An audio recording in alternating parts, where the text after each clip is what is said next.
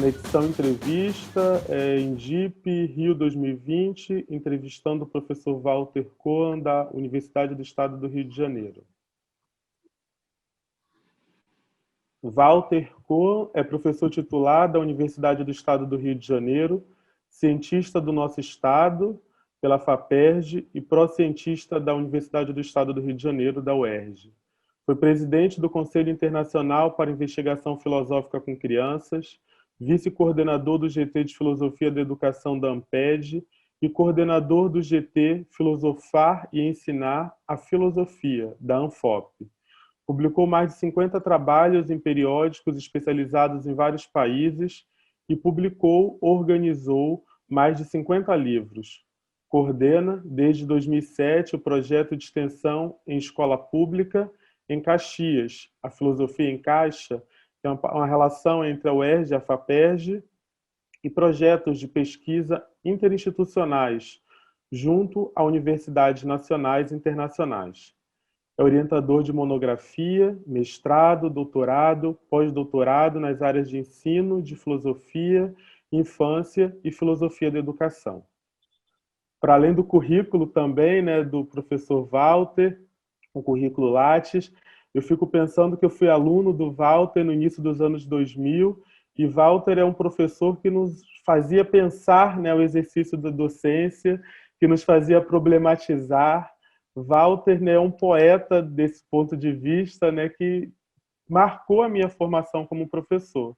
Eu acho que eu também queria dizer isso, né, uma homenagem, né, ao aluno que encontra o mestre depois em outros espaços, dizer que eu aprendi muito com você, Walter, e é um prazer ter você aqui conosco nesse momento de entrevista. Seja bem-vindo. Obrigado. Bom dia, boa tarde, bom dia, Luiz Paulo, e a todos. Você me trouxe agora a lembrança daquela época que éramos tão novos e é bonito te reencontrar e te saber caminhando firme no campo da educação. Que bom. Então, Walter, a primeira pergunta que eu faço a você, né, e aí tentando essa conversa, entrevista, nesse momento tão importante que a gente está vivendo do mundo, né, como é que você tem pensado as questões da infância em relação com a vida e a escola nesse tempo de hoje, né? Queria que você falasse um pouco sobre isso. Certo, Luiz Paulo, e obrigado pela entrevista, a conversa e a pergunta. Muito complexo, muitas dimensões, porque num sentido, e sobretudo no início da pandemia, era um momento muito infantil a pandemia, porque era um momento de tempo suspenso, era um momento em que nossa maneira de pensar, ou de entender, ou de habitar o mundo tinha sido interrompido, e então era um certo momento infantil de aprender a falar de novo, de aprender a pensar, de aprender a pronunciar algumas palavras e de muitas perguntas, sobretudo, que a infância é sinônimo de perguntas. Claro que, infelizmente, aqui no Brasil, a pandemia teve o tratamento que teve pelo governo, um pouco aliado à sua política da morte, sobretudo dos setores que são sempre os mesmos, os mais castigados. E então a pandemia virou uma coisa trágica, com muita dor, com muitas mortes. Mas também a pandemia ainda continua sendo um espaço de uma possibilidade para pensar, para pensarmos, para pensarmos o que é a escola, o que significa uma escola, como se faz uma escola, porque é como recuperar, entre aspas, velhas e antigas perguntas infantis, perguntas de por que fazemos as coisas que fazemos, por que habitamos a escola da forma em que habitamos, por que nos relacionamos com os outros e conosco também, da forma em que nos relacionamos. E a escola particularmente está em questão porque as escolas estão fechadas, embora essa semana tivemos esse recurso na justiça e as escolas particulares começaram a abrir, mas as escolas públicas têm estado fechadas por um tempo inusitado. E isso também tem nos permitido pensar o que uma escola, se pode fazer uma escola sem habitar a escola, sem os corpos presentes, sem os corpos que se abraçam. E isso é particularmente significativo na infância, porque na infância somos, sobretudo, um corpo que se pergunta, um corpo que procura seu lugar no mundo e que precisa de outros corpos, precisa dos corpos dos amigos, das amigas, da professora que acolhe, que convida, que abre as portas da escola. E tudo isso está hoje em interrogação. De fato, não é tão... Se fala muito em educação remota, em escola remota, mas não é tão claro que, de fato, o que estejamos fazendo seja escola.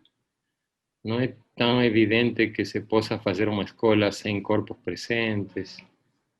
E também não é claro que se possa fazer escola no contexto familiar, em casa, porque, em certo sentido, a escola nasce quando se separa o, o campo da família do campo escolar. A escola nasce aquele dia, sobretudo quando eu me lembro minhas filhas no CAP da UERJ, aquele momento em que se fecha a porta da escola e os pais e as mães choram porque os filhos e as crianças choram. E esse choro não é um detalhe, porque, na verdade, é o medo a um mundo desconhecido, é um medo a, a, um, a um mundo que abre um outro mundo, porque o mundo da escola não é o mundo da família, e precisa não ser, porque é um mundo onde justamente o mundo de fora se coloca em questão, se problematiza. Então, quando esses dois mundos se juntam e se confundem um pouco a mãe com a professora, o pai com o professor, o filho com o aluno, não está tão claro que isso possa ser chamado de escola. Walter, escutando você, eu fiquei pensando aqui, né, como é que a gente então estabelece essa relação entre a escola, né, e a vida, mas assim que a gente tem feito através da tela do computador, né? Queria que você falasse um pouco sobre isso, porque a gente tem escutado, né, e visto reportagens, relatos familiares de crianças que elas têm rejeitado a tela do computador, né? Elas têm Pois não. é, Como é que a gente pode pensar sobre essa relação dessas infâncias, né? Que a gente fala o tempo inteiro que são tecnológicas, que gostam do celular, da tela, mas que têm rejeitado a tela do computador, né? porque tem várias questões aí. Por um lado, tem a questão social e política por exemplo, na pandemia tem aumentado muito os casos de violência familiar, de femicídios. Não, você sabe, nós na UERJ temos testemunhos de alunas que afirmam que não podem voltar às aulas em casa, porque em casa não se pode ler os textos que se lêem na universidade, não se pode pensar em voz alta as coisas que se pensam na universidade, não se podem fazer as perguntas que se fazem na universidade. Então, isso, por um lado, é uma questão política mais de fundo que nossas condições são bastante hostis para, para sentir uma escola em casa. E, por outro lado, eh, as crianças têm muita saudade dos amigos, das amigas, do brincar, do, dos abraços. A escola é sobretudo isso também. Não é só, ou sobretudo, um lugar onde se aprende. É um lugar onde se brinca com os amigos, onde se cria mundo, se constrói comunidade. E com a tela não se pode criar comunidade. Não se pode criar mundo. A tela é interessante para muitas coisas. Graças à tela nós estamos agora conversando. Se podem fazer muitas coisas, mas talvez as coisas mais importantes que se fazem na escola precisem dos corpos, precisem dos gestos, precisem do mundo que só se pode constituir quando os corpos se encontram. Então, brincar com a tela é bom quando é uma saída, quando é uma fugida, quando nos permite sair do mundo que se torna chato.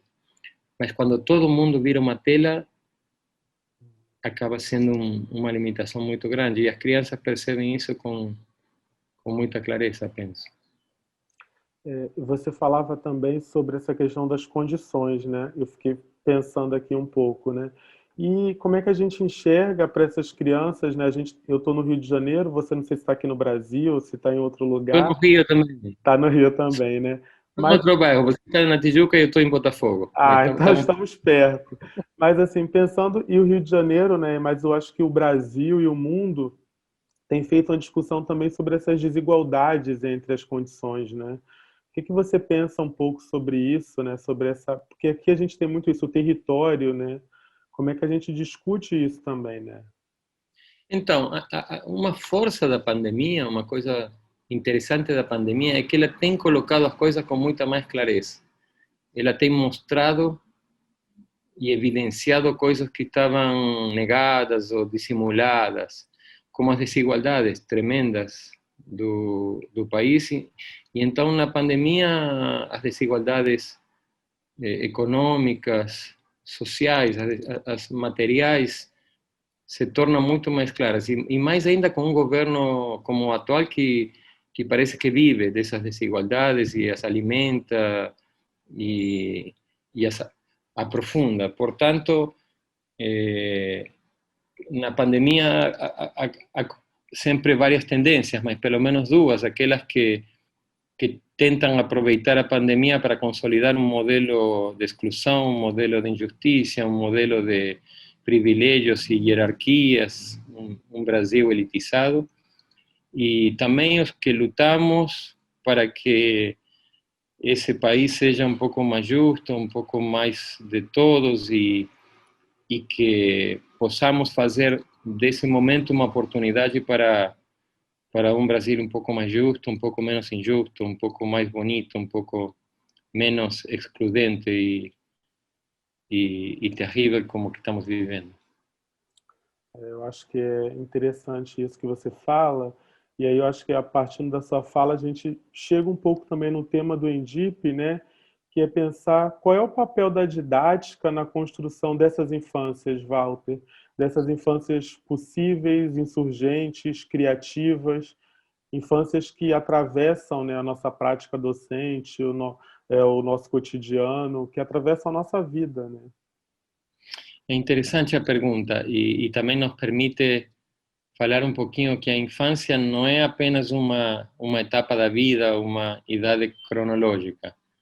Nós pensamos muito a infância segundo pensemos o tempo. E Paulo Freire ajuda a pensar muito isso. Essa semana, sábado, fazem 99 anos do nascimento de Paulo Freire. E Paulo Freire não se ocupou muito diretamente da educação das crianças pequenas, mas se ocupou muito da infância. Para Paulo Freire, a infância era uma condição que cada educador deveria manter viva para educar pessoas de qualquer idade.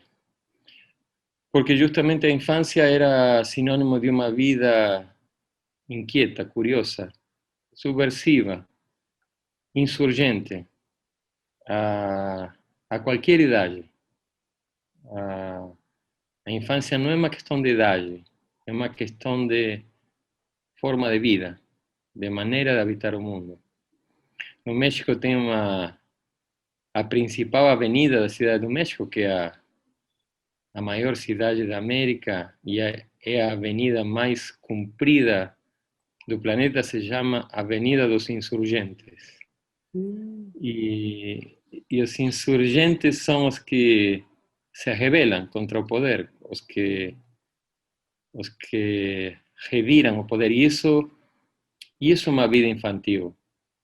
Paulo Freire, por exemplo, no final do livro Por uma Pedagogia da Pergunta, com o educador chileno Antônio Faúndes, faz um elogio muito grande da Revolução Sandinista, da Revolução Nicaragüense, e ele diz que é uma revolução menina, e como um grande elogio, uma revolução infantil.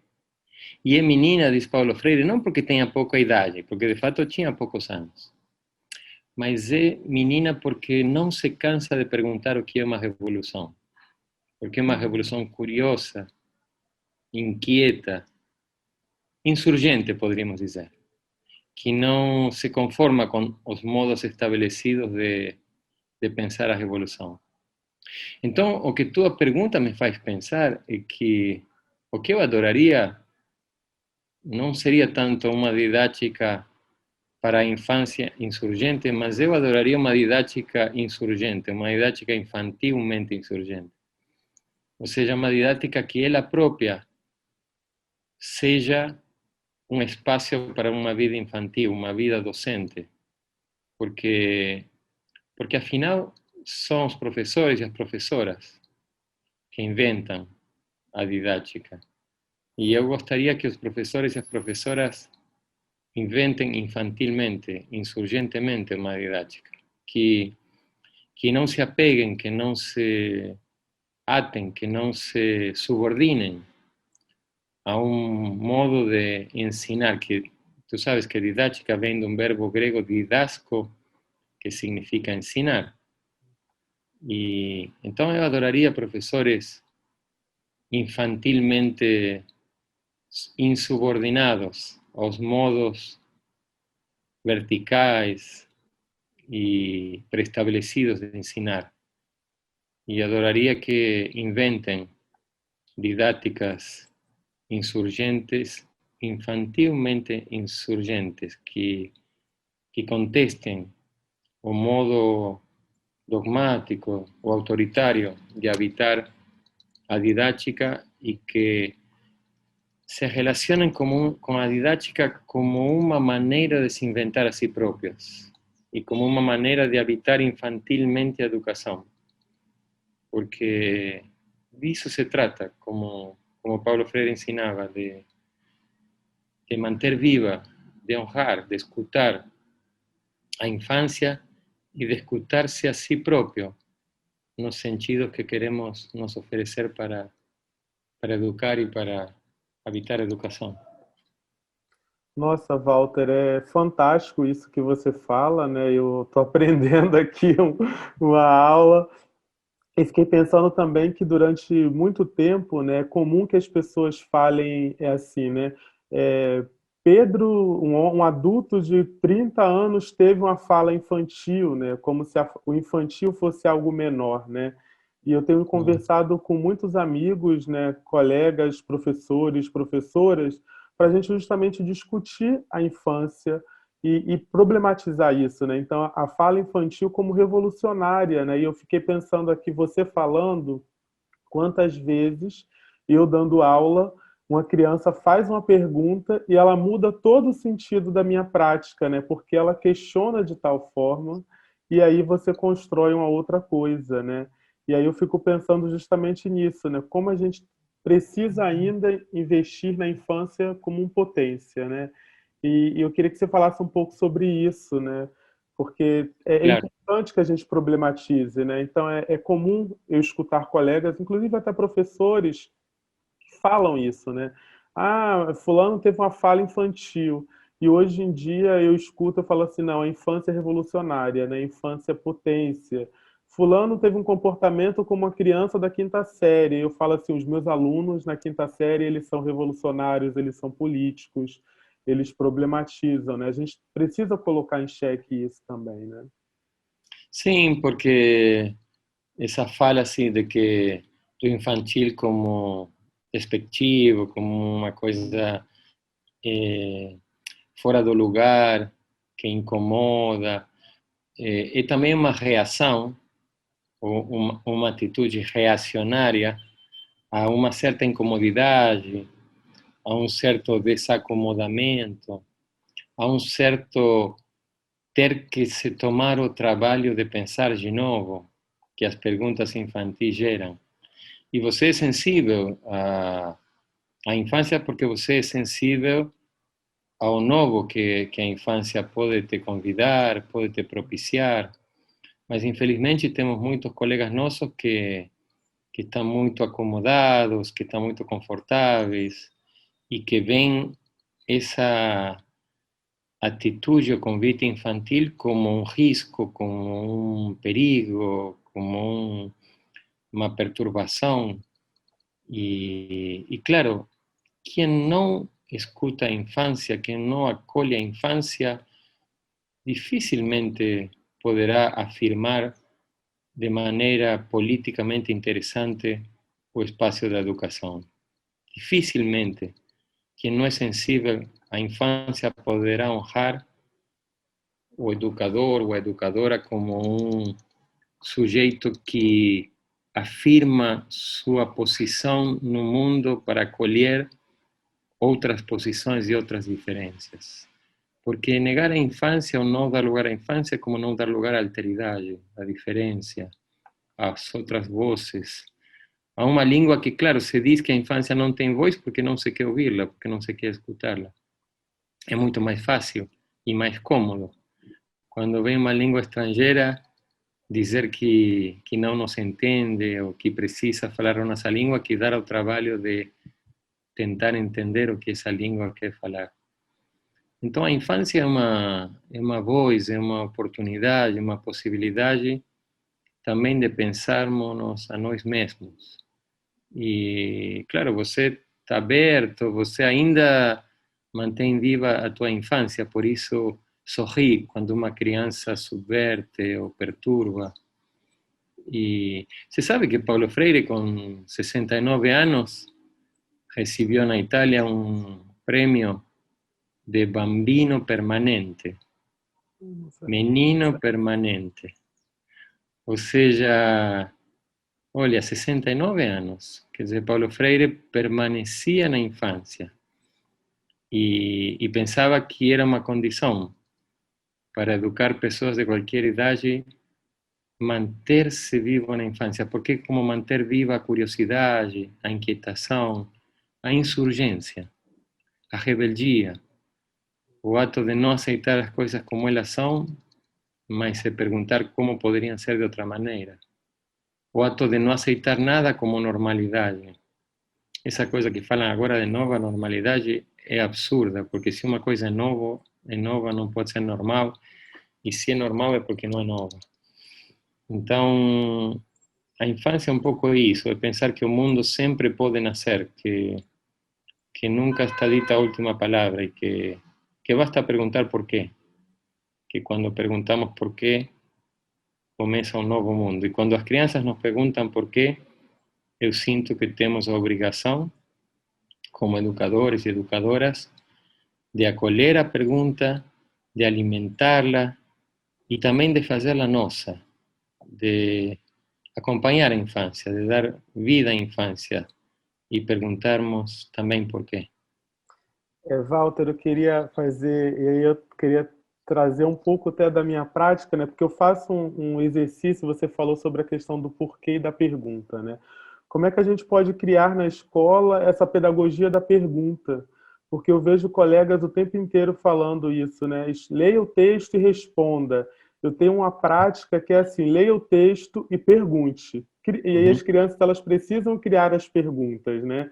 E elas ficam assim, não, mas eu falei assim, pergunte, né? Problematize, desconfie. Eu falo isso um pouco também lá no CAP. E como é que a gente pode fazer isso, né? Pensar uma formação que Não. possibilite a pergunta, né? Ótimo, sim, é um desafio. E como seria também uma didática infantil, uma didática menina da pergunta? É muita coisa, são várias dimensões. Eu vou te sugerir algumas, assim, para que possamos pensá-las, mas eu penso que, por um lado, tem a ver com o lugar que damos às perguntas e às respostas em nossas práticas. Nós pensamos habitualmente que quem pergunta não sabe e que quem sabe responde. E que nós, como professores, ocupamos o lugar de saber e, portanto, temos que responder. Então, por um lado, aí tem uma coisa, digamos, quem pergunta, quando pergunta, para que pergunta e que lugar oferecemos as perguntas. Uma pergunta é como um convite a pensar juntos. Uma pergunta é uma infância para o pensamento. É um início para pensar. Ou seja, e lembra que anteriormente dizemos a infância é como uma outra voz, uma língua estrangeira. Então uma pergunta é como um convite a outro pensamento, a pensar de novo. E quando respondemos uma pergunta, podemos estar apagando a inquietação, a insurgência que está na base de uma pergunta. Então, uma pedagogia infantil ou menina da pergunta, uma didática infantil ou menina da pergunta, se colocaria como obrigação nunca responder uma pergunta e, sobretudo, sempre acompanhar uma pergunta com outras perguntas que mantenham viva essa pergunta e a insurgência que está na base de cada pergunta. Ou seja, acompanhar as perguntas de mais perguntas. Porque quando você tem uma pergunta, tem um convite para pensar. E se você tem mais de uma pergunta, tem mais um convite para pensar. Se você tem uma pergunta, tem uma força, tem uma insurgência, tem uma curiosidade, tem uma inquietação. E quanto mais perguntas, mais possibilidades de manter vivas essas insurgências e inquietações. Então, eu penso que é muito linda essa pergunta e poderíamos ficar várias entrevistas com ela, mas eu diria para porque sei que tem outras perguntas e que temos um tempo para entrevista, que talvez uma didática, uma pedagogia menina da pergunta não se furtaria a oportunidade e as insurgências que cada pergunta contém, e então nunca apagaria uma pergunta e, ao contrário, faria todos os esforços possíveis para acompanhar das perguntas de outros fogos, de outras insurgências, de outras perguntas, e que quantas mais perguntas pensemos juntos, mais mundos poderemos pensar. Ai, fantástico isso, bonito, Walter, também, né? Sobretudo para a gente pensar a formação de professores e professoras nesse país, né? E aí, assim, a gente está caminhando realmente para o final, mas antes de fazer aquela pergunta final, eu queria que você falasse um pouco, assim, veio à mente aqui, sobre a sua trajetória, né? E da sua relação como pesquisador e professor com a infância. Eu acho que seria É interessante muito, também falar isso. sim, obrigado, Luiz. É muito forte, assim, eu me considero um educador infantil, no sentido forte da palavra, e espero sempre serlo. Trabalho no Departamento de Estudos da Infância da UERJ, trabalho no programa de pós-graduação em Educação numa linha de infância, e com muito orgulho estudo a infância, me ocupo da infância, tento honrar a infância e tento manter viva a infância. Na minha pós-graduação, doutorado, eu vim a Brasília em 97, 5 dias depois que morreu Paulo Freire, no 7 de maio. Eu vim como professor visitante à UNB e parte do meu trabalho era um projeto de filosofia na escola, de filosofia com crianças, que é a área em que me doutorei e que me dedico muito, que é a formação de professores para fazer filosofia com crianças cronológicas, mas sobretudo para manter viva a sua própria infância.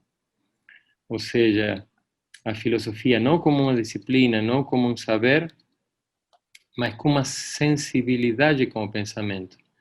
A filosofia e a infância são duas forças muito próximas e que têm em comum a pergunta, a insurgência, a insubordinação, a subversão, a curiosidade, a inquietação. Minha formação, digamos assim, é na filosofia, o que se poderia dizer que é numa forma de infância. A filosofia é uma forma de infância, assim como a infância é uma forma de filosofia. A filosofia e a infância, as duas adoram coisas muito próximas. As perguntas, a língua estrangeira, a precariedade, a possibilidade, a intimidade com as ideias, de modo que se tu me perguntasses aqui, eu me dedico, o que eu sou, eu diria que me dedico a uma infância filosófica, a uma filosofia infantil, e a, sobretudo, manterla viva em mim para poder compartilhá-la com outras e outros. Perfeito, Walter. A pergunta assim que a gente vai, né? Aquela pergunta que a gente termina, talvez para começar, né? Outras conversas possíveis, outras entrevistas. É, Quais são as formas possíveis de pensar a infância e o futuro, Walter? E aí eu acho que futuro é uma categoria que eu tenho trabalhado muito e tenho discutido, estudado mesmo, né, como pesquisador, e como é que a gente pensa essa questão, né, do futuro e da infância. Eu acho que abrindo É bem possibilidades. complexo e interessante. Uhum, é muito bonito. É porque traz o tempo. E a infância é tempo, ou a infância é uma maneira de pensar e viver o tempo. Claro que a pergunta é complexa e difícil também, porque a infância é tempo presente. A infância é, sobretudo, uma maneira de habitar o presente. O futuro é uma categoria de tempo adulto. Eu chamaria cronológica. E nós costumamos perceber a infância em função do seu futuro, numa linha do tempo. Somos nós que sempre perguntamos para as crianças: e o que você quer ser quando crescer? Mas a criança quer brincar, quer habitar a infância, quer habitar o presente, porque o futuro faz parte de um tempo cronos que não tem presente. Porque cronos é o número do movimento, é o tempo que passa, é o tempo do calendário, do relógio, dos programas e cronogramas da instituição pedagógica. E quando nós planejamos e organizamos o tempo não para. Então a linha de Cronos se divide em passado e futuro e o presente é apenas uma dobradiça, um agora, que passa, agora, agora, ou agora sempre, ou agora está no futuro ou no passado, agora não pode estar no presente, porque é um instante. Ou agora já é pronunciado e então já passou para o passado, ou ainda não é pronunciado e está no futuro. Mas agora não tem presente, agora está no passado e no futuro. E a infância está no presente.